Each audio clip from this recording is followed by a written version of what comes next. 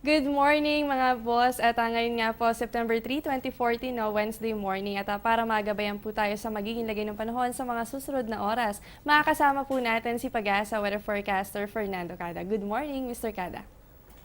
Good morning din sa iyo, Jessie, at magandang umaga sa ating mga taga-subaybay. Mr. Cada, kamusta na po ba itong low pressure area na binabantayan natin? Ano na po ba yung kasalukuyang lokasyon nito at nagbago ba yung track nito? Tsaka isama na rin po natin dyan, no? Ano-ano pa po ba yung inaasahan natin na scenarios nito? Yes, Jessie, halos nga dito sa pagbabantay natin sa low pressure area, ito ay halos nasa layong 350 km. Yan po ay sa east ng Baler, Aurora. Ina-expect po natin ang kanyang paggalaw sa susunod na mga oras ay dito po yan tatahak halos sa pa-northwest. Ina-expect natin na halos yung sentro niya ay posibleng magkaroon ng interaksyon dito sa may bahagi ng Northern Luzon or Central Luzon. Kaya ang expected natin, posibleng humina ito o mag-dissipate o maging trap na lang.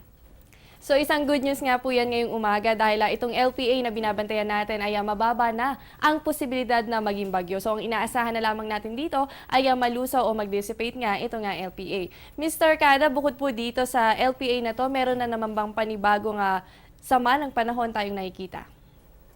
Sa monitoring natin, halos meron tayong mga cloud band o cloud cluster na nakikita at ito nga po ay dito sa may dagat Pasipiko. Makikita natin na halos nasa loob na siya ng Philippine Area of Responsibility at ine-expect po natin sa mga susunod na araw, posibleng mag-intensify po ito o mag-organize. Kaya ang ating inaasahan, posibleng mag-merge itong ating nakikitang LPA dito sa east ng Baler at maging trap na lang nito. At halos ito yung ating patuloy na babantayan dahil nasa dagat pa itong cloud cluster at sa mga susunod na araw, magbibigay naman tayo ng update kung magiging isang ganap na bagyo itong ating binabantayan na cloud cluster.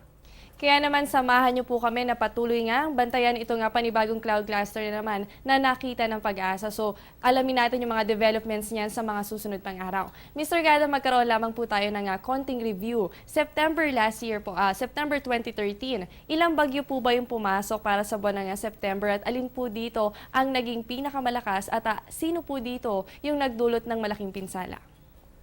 Base sa ating mga data nung isang taon, nagkaroon tayo ng 3 bagyo na pumasok sa Philippine Area of Responsibility. Unang-una nga, ito ay bagyong Kedan at halos hindi naman ito tumama o naglandfall sa kalupaan. Yan ay nangyari no September 29 hanggang October 5.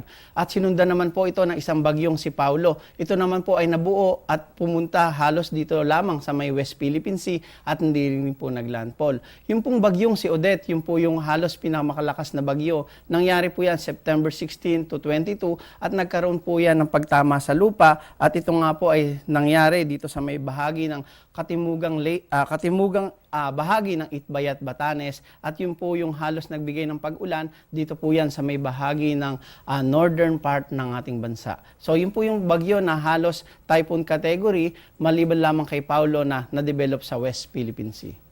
At ayan nga po, no, isang dagdag kaalaman nga po sa atin ngayong umaga at asahan nga natin no, ngayong buwan ng September 2014, base po sa climatological records ng Pag-asa ay meron pong posibleng 2 hanggang 3 bagyo na makaapekto sa bansa. So patuloy po tayong mag-monitor sa lagay ng panahon.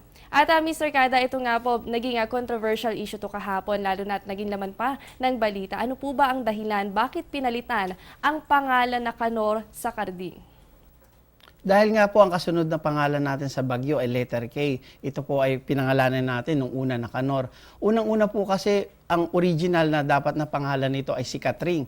Dahil si Catring ay nagkaroon ng mga damages na halos humahigit na 1 billion pesos at nagkaroon din ng halos maraming namamatay na ating mga kababayan.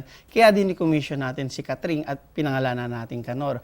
Pero dahil nga po sa social media, halos nagkaroon ng negative effect ang pangalang Canor dahil may pagkakataon talaga na hindi natin maiwasan na pinaglalaruan ng pangalan ng Canor at ina-attribute nila sa isang well-known na tao na kumalat sa social media. Mas minabuti na ng Pag-asa para walang magkaroon ng negative o pangit na epekto. Pinangalanan na lang natin itong bagyong si Carding. Ganun pa man, wala namang kaugnayan ito kung anong ipangalan natin sa bagyo dahil letter K talaga at yun nga po, pangalang Carding ang ating susunod na pangalan sa susunod na bagyo.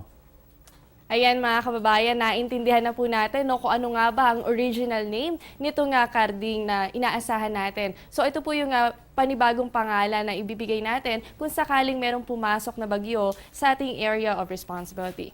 At bilang panghuling katanungan na lamang po, Mr. Kada, magiging maulan pa rin ba ang mararanasan nating lagay ng panahon sa mga susunod na oras? Ano po bang nilalaman ng inyong 5 a.m. weather forecast?